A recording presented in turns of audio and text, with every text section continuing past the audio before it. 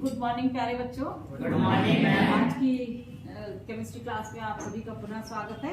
और आज जो है हमने पिछली क्लास में जब हमने क्लोरोबेंजीन के रिएक्शंस पढ़ी थी तब हमने आपको बताया था कि इलेक्ट्रोफिलिक अभिकर्मक क्या होते हैं। हमने आपको बताया था इलेक्ट्रोफिलिक अभिकर्मक क्या होते हैं। इलेक्ट्रोफिलिक यानी कि जो इलेक्ट्रॉन को चाहते हैं, और मैंने कहा था यानी कि जिसके ऊपर क्या चीज होगी, जिनके पास इलेक्ट्रॉन की कमी होगी, और तीसरी बात थी कि इनके ऊपर पॉजिटिव चार्ज, वो सब क्या होंगे हमारे इलेक्ट्रोफिलिक अभिकर्मक। इसी तरीके से हम बात करते हैं किसकी, न्यूक्लियोफिलिक अभिकर्मक। किसकी बात, न्यूक्लियोफिलिक अभिकर्मक। न्यूक्लियोफिलिक अभिकर्मक यानी कि जो नाभिक को चाहते हैं, अर्थात नाभिक स्नेही अभिकर्मक। और नाभिक स्नेही अभिकर्मक कौन होगा, जिसके पास इलेक्ट्रॉन की अधिकता होगी।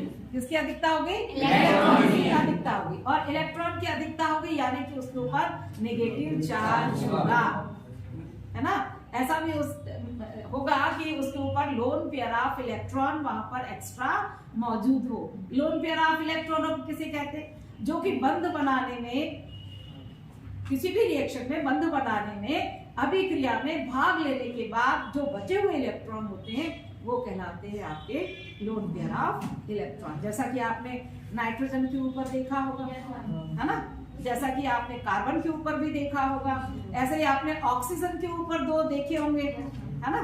तो चलिए इन्हीं सब चीजों के साथ हम आपको लेकर चलते हैं SN1 अभिक्रिया और SN2 अभिक्रिया में डिफरेंस। Very important. SN1 अभिक्रिया बिल्कुल शॉर्ट में, और बहुत जो इम्पोर्टेंट पॉइंट्स है उन्हीं को लेकर के मैं यहाँ पे चल रही हूँ। तो सबसे पहला है कि SN1 अभिक्रिया जो है यह दो पदों में संपन्न होती है। दो पदों में संपन्न, मैं बिल्कुल शॉर्ट में लिख रही हूँ, दो पदों में संपन्न होती है। और SN2 अभिक्रिया एक पद में संपन्न होती है।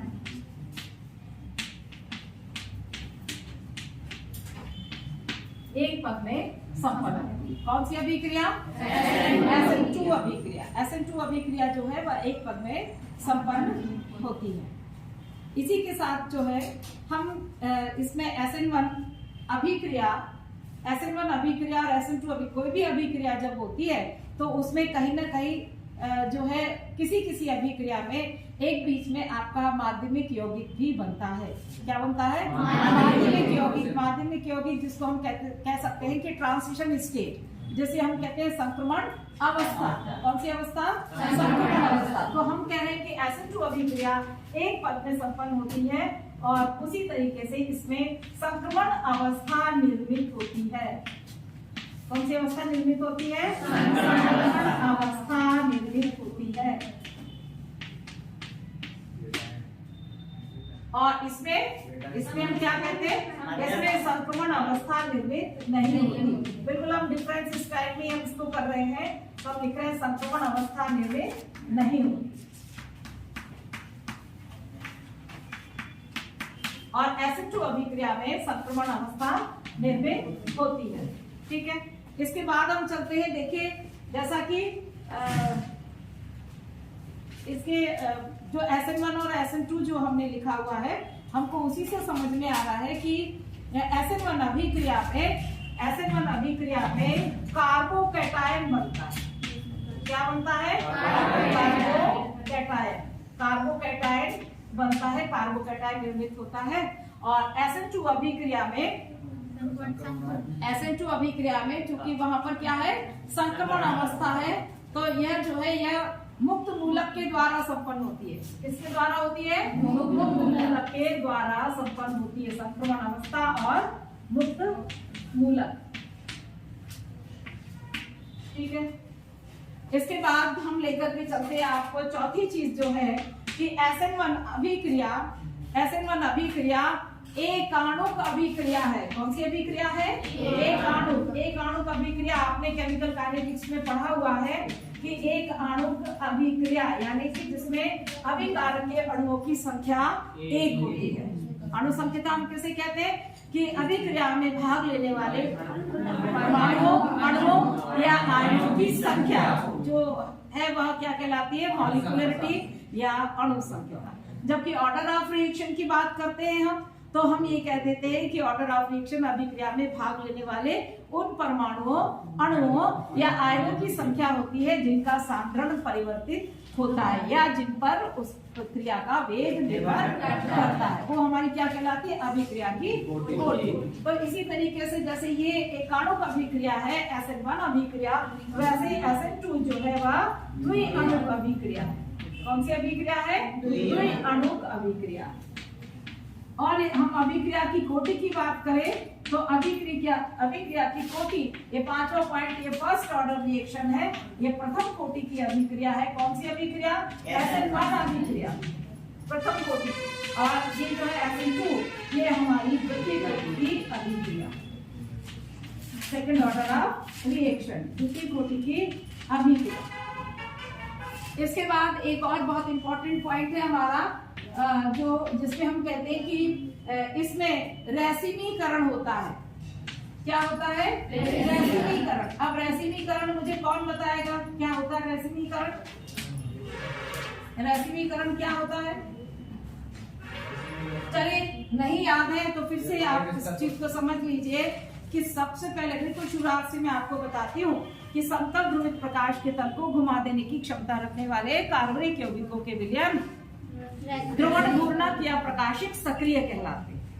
समतल ध्रुवित प्रकाश के तल को घुमा देने की क्षमता रखने वाले, यदि आप नोट करें तो फिर से बोलूं मैं, तो नोट कर लीजिए। समतल ध्रुवित प्रकाश के तल को,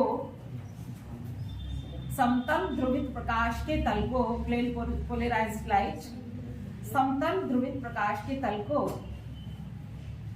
घुमा देने की क्षमता रखने वाले, समतल ध्रुवित प्रकाश के तल को घुमा देने की क्षमता रखने वाले,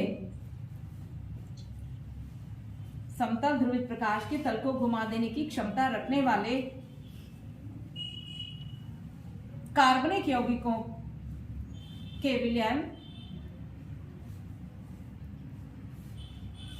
ध्रुवण घूर्णक या प्रकाशिक सक्रिय कहलाते हैं।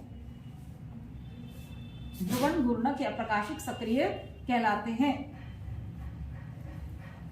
एक बार पुनः मिला लीजिए, समतल ध्रुवित प्रकाश के तल को घुमा देने की क्षमता रखने वाले कार्बनिक यौगिकों के विलयन ध्रुवण घूर्णक या प्रकाशिक सक्रिय कहलाते हैं। वे विलयन जो समतल ध्रुवित प्रकाश के तल को दाईं ओर घुमा देने की क्षमता रखते हैं, वे कार्बनिक यौगिकों के विलयन जो, वे कार्बनिक यौगिकों के विलयन जो समतल ध्रुवित प्रकाश के तल को, समतल ध्रुवित प्रकाश के तल को दाईं ओर घुमा देने की क्षमता रखते हैं, दाईं ओर घुमा देने की क्षमता रखते हैं। वे दक्षिणावर्ती घूर्णक, डेक्स्ट्रोरोटेटरी, वे दक्षिणावर्ती घूर्णक डेक्स्ट्रोरोटेटरी, दक्षिणावर्ती घूर्णक डेक्स्ट्रोरोटेटरी तथा बाईं ओर घुमा देने की क्षमता रखने वाले, तथा बाईं ओर घुमा देने की क्षमता रखने वाले, बाईं ओर घुमा देने की क्षमता रखने वाले कार्बनिक यौगिकों के विलयन वामावर्ती घूर्णक, वामावर्ती घूर्णक,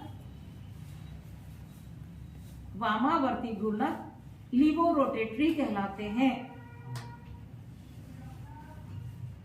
वामावर्ती घूर्णक लीवोरोटेटरी कहलाते हैं।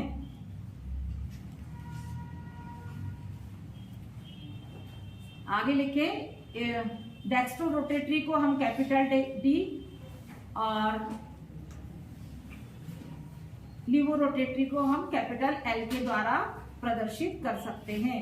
कैपिटल डी भी बताया है कहीं और कहीं स्मॉल डी भी बताया, कैपिटल एल भी बताया है और स्मॉल एल भी बताया है।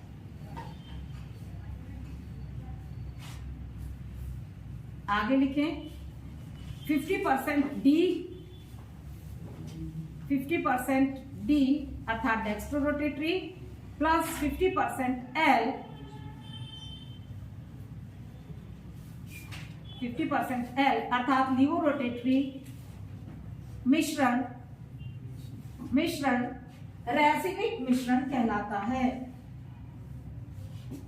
रैसिमिक मिश्रण कहलाता है। किस किस का मिश्रण? 50% D और 50% L का मिश्रण जो है वह रैसिमिक मिश्रण कहलाता है। आगे इसमें एक लाइन और वेरी इंपॉर्टेंट है, वो लिख रहे हैं कि रैसिमिक मिश्रण प्रकाशिक रूप से अक्रिय होता है। रैसिमिक मिश्रण प्रकाशिक रूप से अक्रिय होता है।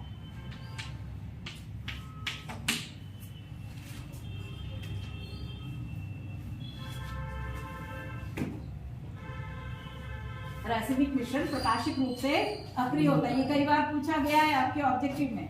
तो जैसे आपने लिखा है डेक्स्ट्रोरोटेटरी का उदाहरण आप लिखना चाहते हैं तो आप उदाहरण लिख लीजिए डेक्स्ट्रोज। फ्रुक्टोज को डेक्स्ट्रोज कहा गया है और लेविनोज अर्थात लीवोरोटेटरी अर्थात आपका ग्लूकोज है ना। फ्रुक्टोज आपका डेक्स्ट्रोरोटेटरी है, ये फ्रुक्टोज हो गया। फ्रुक्टोज और लीवोरोटेटरी जो है वो कैसा है, वो क्या नाम दिया हमने? ग्लूकोज। ठीक है, ग्लूकोज जो है वो लीवोरोटेटरी वामावर्ती घूर्णक और फ्रुक्टोज जो है वो हमारा दक्षिणावर्ती घूर्णक है, डेक्स्ट्रोरोटेटरी है। इन दोनों का 50-50% जो है वो रैसिमिक मिश्रण होता है जो कि प्रकाशिक रूप से अक्रिय होता है। इसीलिए हम कह रहे हैं कि SN1 अभिक्रिया में रैसिमीकरण होता है और SN2 अभिक्रिया में हम लिख रहे हैं कि प्रतिफल होता है। क्या होता है? प्रतिपन होता है। प्रतिपन अर्थात इन्वर्जन। प्रतिपन अर्थात इन्वर्जन।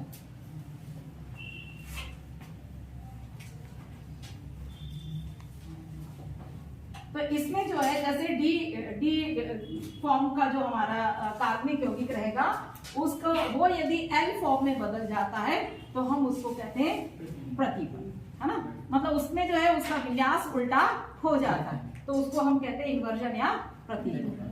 इसके बाद जो है तो ये हमने जाना कि SN2 अभिक्रिया में संक्रमण अवस्था का निर्माण होता है और हमारा SN1 अभिक्रिया में संक्रमण अवस्था निर्मित नहीं होती। ये किसके फलस्वरूप होती है?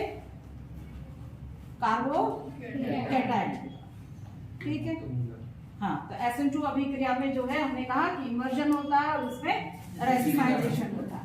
अब हमने एक चीज और लिखी है कि SN1 अभिक्रिया प्रथम कोटि की अभिक्रिया है और SN2 अभिक्रिया द्वितीय कोटि की अभिक्रिया। तो प्रथम कोटि की अभिक्रिया में हमने पिछले उसमें पढ़ा है तो हमने क्या चीज नोट की थी, कोई मुझे बताएगा?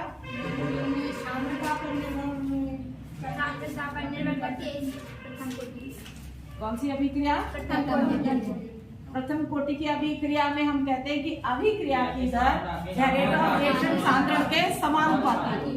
अभिक्रिया की दर सांद्रण के समानुपाती। चाहे तो इसको भी ये भी पॉइंट लिख सकते हैं कि रेट ऑफ रिएक्शन या ROR लिख लीजिए, अभिक्रिया की दर सांद्रण के समानुपाती। किसके समानुपाती? सांद्रण के समानुपाती। जितना हम कंसंट्रेशन बढ़ाएंगे उतना हमारा रेट ऑफ रिएक्शन बढ़ेगा। और इसमें हम क्या लिखेंगे? 7 पॉइंट।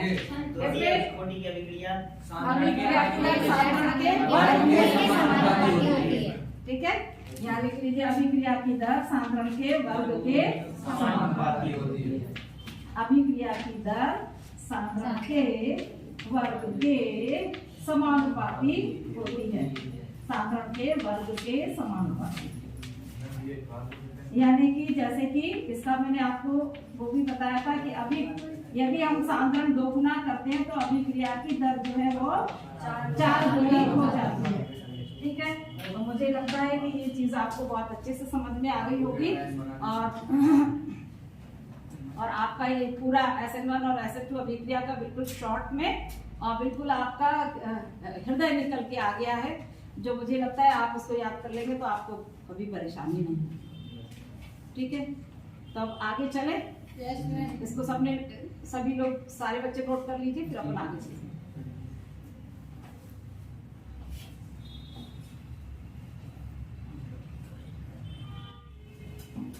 तो ये सब आपने नोट कर लिया? आगे बढ़े। चलिए, अब आपके इसी में क्लोरोफॉर्म वाले लेसन में जो है इस तरीके से आपसे प्रश्न आता है 4 नंबर का, जिसमें पूछा जाता है कि ए लिख करके उन्होंने छोड़ दिया, फिर कहा कि ये इससे अभिक्रिया करता है, फिर उन्होंने वहां पर रिएजेंट लिख दिया, फिर उन्होंने जो है प्रोडक्ट का नाम न लिख करके वहां पर लिख दिया कि बी निर्मित हुआ, और फिर बी की रिएक्शन अलग किसी रिएजेंट से कराई, और फिर वहां पर उन्होंने लिख दिया कि जो है सी हमें प्राप्त हुआ। और इसी तरीके से आगे 4 नंबर का ये क्वेश्चन आता है आपका 12th में। और तो जैसे कि एक प्रश्न आप नोट कर लीजिए। प्रश्न मैं बोल रही हूं, एक अल्कोहल सांद्र H2SO4 के साथ, नोट करिए प्रश्न को, एक अल्कोहल सांद्र H2SO4 के साथ गर्म करने पर, एक अल्कोहल H2SO4 के साथ गर्म करने पर बी एल्कीन देता है,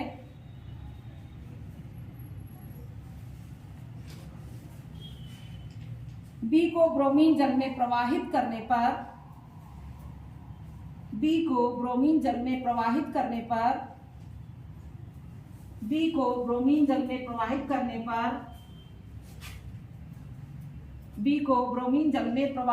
पर, प्राप्त यौगिक का सोडामाइट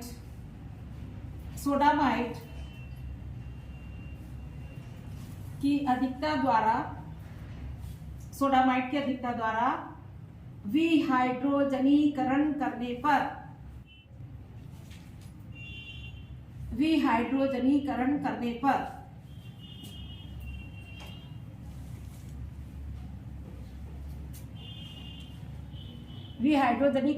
पर एक नया यौगिक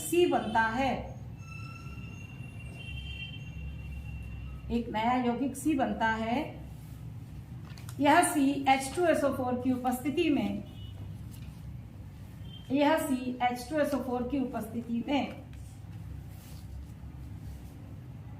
HgSO4 से क्रिया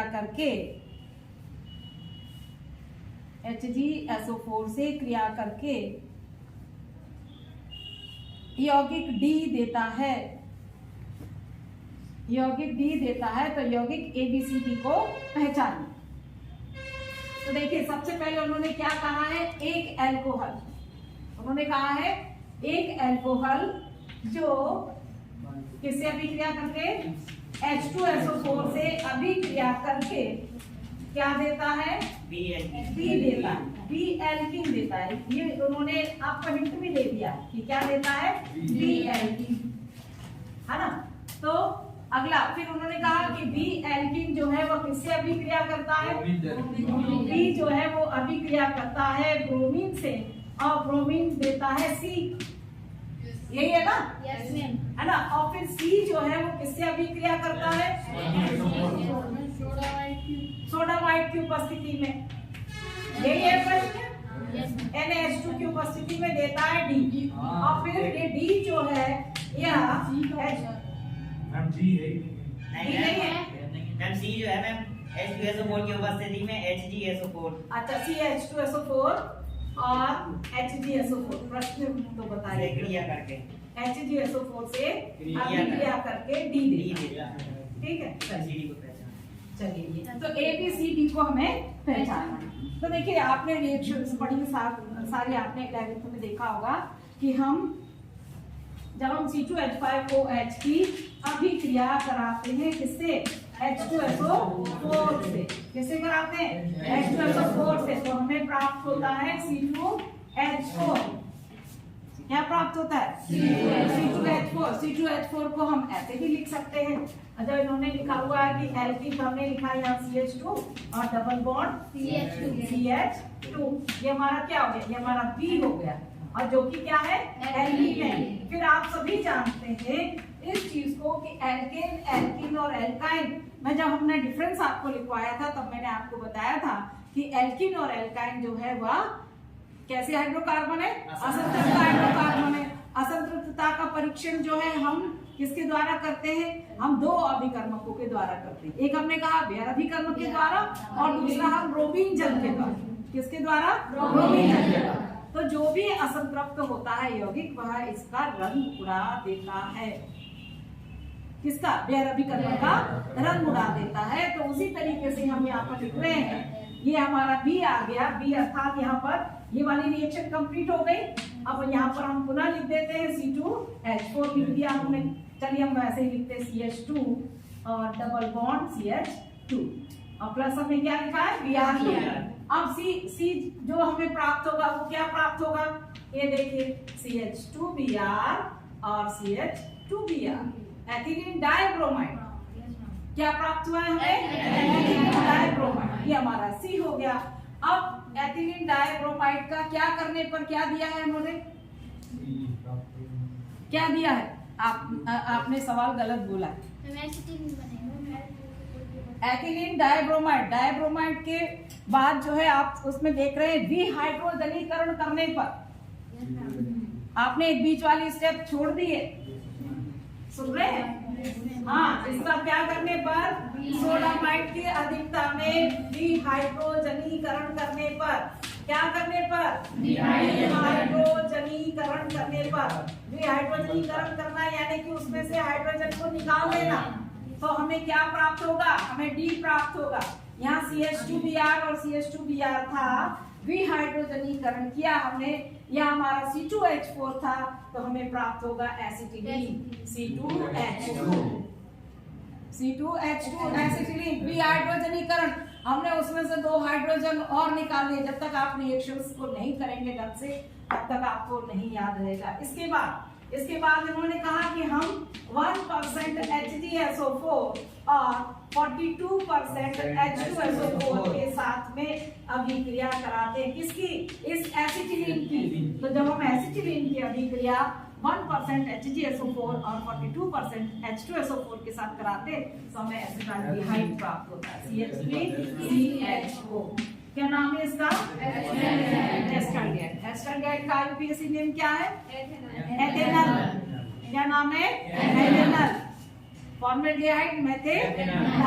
तो एक बार पुनः फिर से अपन इसको रिवाइज कर लेते हैं कि एथिल अल्कोहल जब H2SO4 के साथ अभिक्रिया करता है तो हमें एथिलीन प्राप्त होता है। ये हमने 11वीं में पढ़ा है। एथिलीन बनाने की प्रयोगशाला विधि भी यही थी कि जब हम इसकी एथिल अल्कोहल की H2SO4 के साथ अभिक्रिया कराते हैं तो एथिल हाइड्रोजन सल्फेट बनता है। एथिल हाइड्रोजन सल्फेट जो है वियोजित होकर के हमें एथिलीन देता है। देखिए ऐसे C2H5OL और plus H2SO4 is equal to क्या हो जाएगा हमारा यहाँ पे C2H5HSO4। C2H5HSO4 देखिए जरा बैलेंस रिएक्शन HSO4 और प्लस H2O, ठीक है। अब ये जो C2H5HSO4 जो है यह वियोजित होकर के विघटित होकर के हमें पुनः C2H4 और प्लस H2SO4 देता है, ठीक है। तो ये हम इस चीज को पढ़ चुके हैं, इसलिए केवल वो तो मैंने आपको समझाने के लिए इसको पुनः लिखा है। ये 110 डिग्री सेंटीग्रेड पर होती है और ये 140 पर। और कहीं कहीं जो है किसी बुक्स में इस तरीके से उन्होंने लिखा हुआ दिखा दिया, डायरेक्ट इन्होंने C2H5OH प्लस H2SO4 लिख करके वहां पे लिख दिया C2H4, ठीक है। तो वो 160 डिग्री सेंटीग्रेड पर उन्होंने ये अभिक्रिया करवाई। तो हम देख रहे हैं कि एथिल अल्कोहल जब सल्फ्यूरिक अम्ल के साथ अभिक्रिया करता है तो हमें एथिलीन प्राप्त होती है। और एथिलीन जो कि असंतृप्तता का परीक्षण ब्रोमीन और बेयर अभिकर्मक से करते हैं, तो जब ये एथिलीन की अभिक्रिया हम पुनः जब किससे कराते हैं, ब्रोमीन से कराते हैं, तो हमें एथिलीन डाइब्रोमाइड प्राप्त होता है। डाइब्रोमाइड यानी दोनों Br, ठीक है।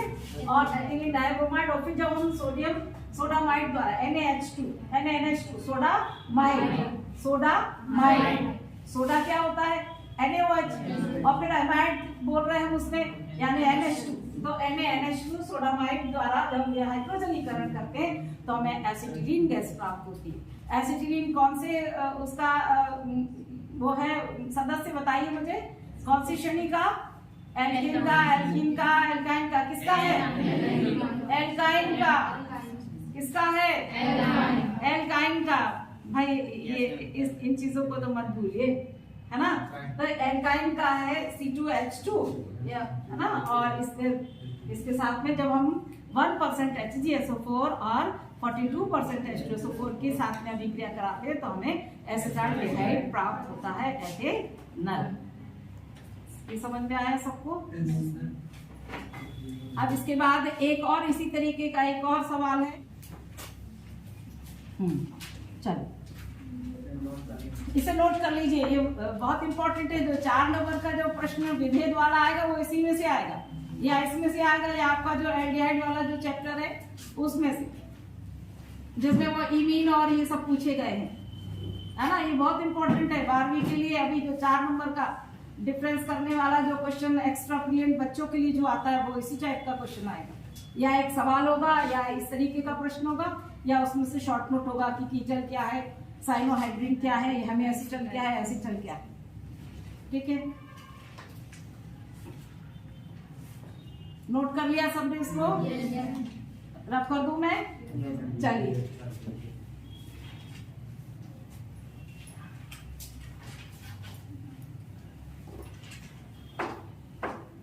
चलिए अगला प्रश्न है और इसी तरीके का।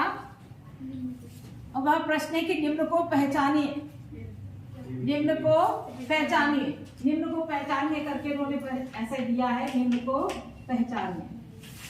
तो जब तक हमें रिएक्शंस याद नहीं होंगी तब तक हम इस चीज को नहीं कर पाएंगे, है ना। उन्होंने लिखा है, सबसे पहले लिखा है प्रश्न में C2H5Br plus KOH potassium hydroxide is equal to लिख करके उन्होंने लिख दिया यहाँ पर A।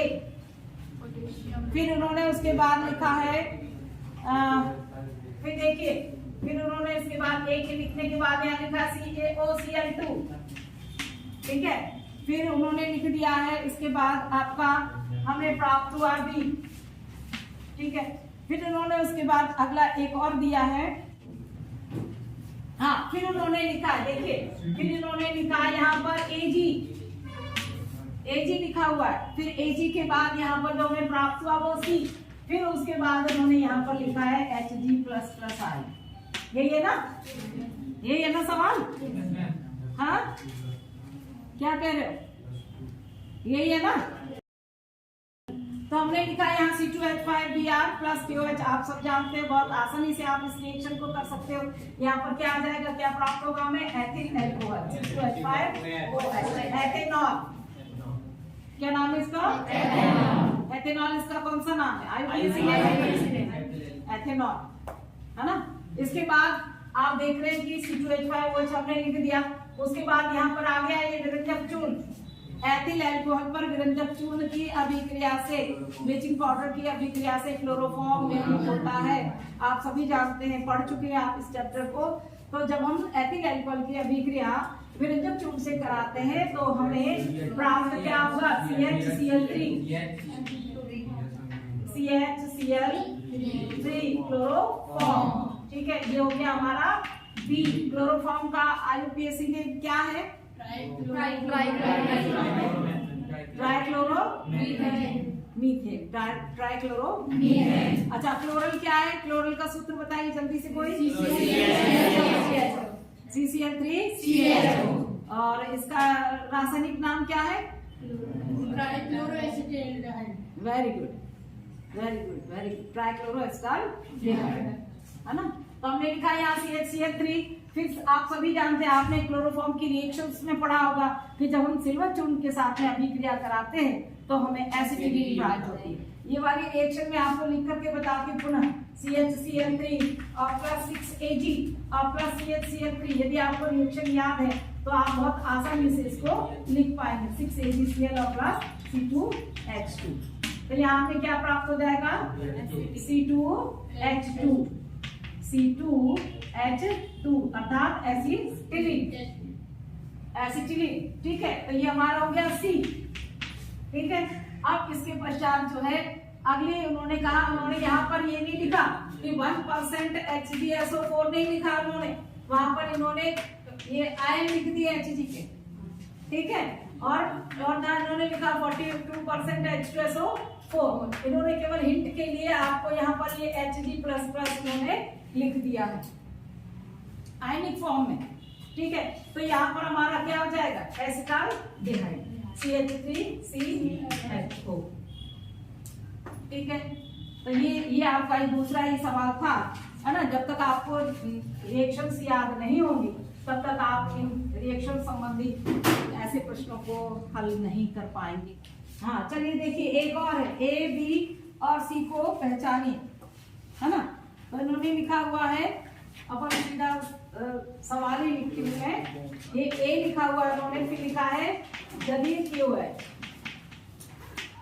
जलीय QH, और फिर लिखा है जलीय QH के बाद उन्होंने इस प्रश्न को लिखा है बी, यहाँ बी लिखा है, और फिर लिखा है H2SO4,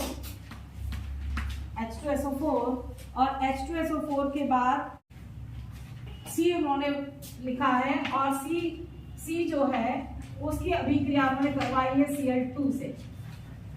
किसे करवाई है? Cl2 से। उन्होंने केवल इसमें ये A, B और C पूछे हैं। क्या क्या पूछे हैं? A, B और C, A, B और C। तो इन्होंने ये जो पहला जो ये दिया हुआ है, इन्होंने ए को हमें पहचानना है कि जलीय QH के साथ में उसने बी दिया। अच्छा आप ये देख रहे हैं कि इसमें एक भी इन्होंने हिंट नहीं दिया, इन्होंने एक भी A, B, C, D किसी को भी इन्होंने यहाँ पर क्लियर नहीं किया। बस उन्होंने कहा कि वो ऐसे पूछते चले गए हैं और आपको इनको लिखना है। तो A बराबर यहाँ आएगा आपका C2H5Cl। क्या होता है C2H5Cl? Ethyl chloride. आपका क्लोरोबेंजीन क्या होता है? C6H5Cl। वो एरिल हैलाइड है, ये हमारा एल्किल हैलाइड है।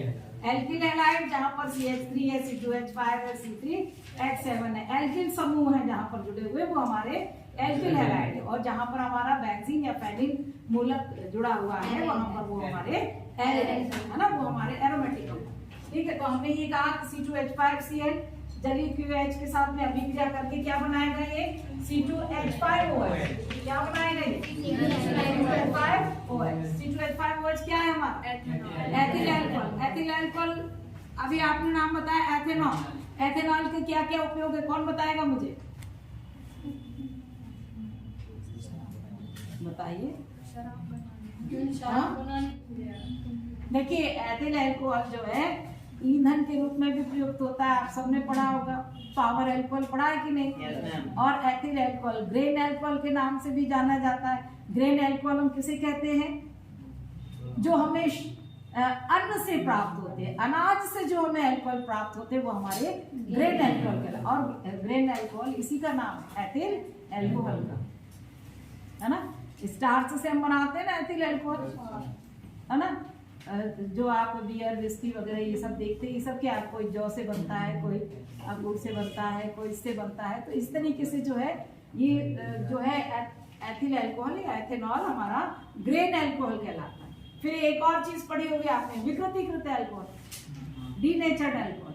तो एथिल अल्कोहल का कोई दुरुपयोग ना करे, जैसे कि लैब में रखा रहता है और उसको कोई पीने की कोशिश ना करे, है ना। इसलिए उसमें क्या मिला दिया जाता है? विषैले पदार्थ, मेथिल अल्कोहल और पिरिडीन। पिरिडीन का सूत्र तो सबको याद होगा ना, C6H5N, है ना। तो मेथिल अल्कोहल और पिरिडीन जैसे पदार्थ उसमें मिला दिए जाते हैं जिससे वह विषैला हो जाता है, और विषैला होने के कारण जो है वो पीने योग्य नहीं रह जाता। और फिर भी यदि कोई उसे पीने की कोशिश करेगा तो या तो वो नेत्रों की ज्योति को खो देगा, और इवन कई बार यदि ज्यादा मात्रा में पी लिया तो उसकी मृत्यु तक संभावित है। तो यहाँ एथिल क्लोराइड की जलीय QH के साथ अभिक्रिया हुई, हमें एथिल अल्कोहल प्राप्त हुआ, और एथिल अल्कोहल की अभिक्रिया H2SO4 से आप सबने अभी देखी थी रिएक्शन, है ना।